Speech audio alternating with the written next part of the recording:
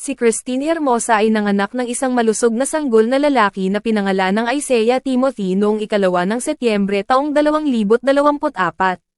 Ang kanilang bunso ay ang pang-apat na anak nila ni Oyo Soto, na masayang-masaya sa pagdating ng kanilang bagong miyembro ng pamilya.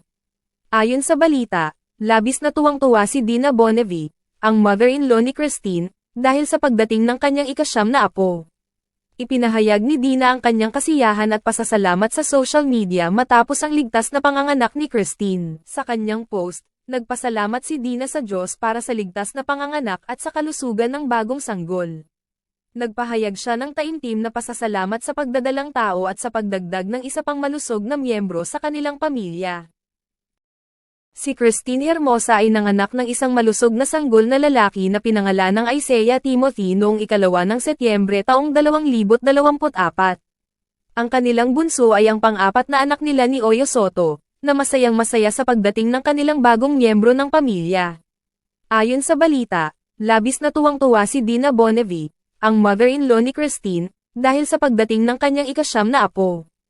Ipinahayag ni Dina ang kanyang kasiyahan at pasasalamat sa social media matapos ang ligtas na panganganak ni Christine. Sa kanyang post, nagpasalamat si Dina sa Diyos para sa ligtas na panganganak at sa kalusugan ng bagong sanggol.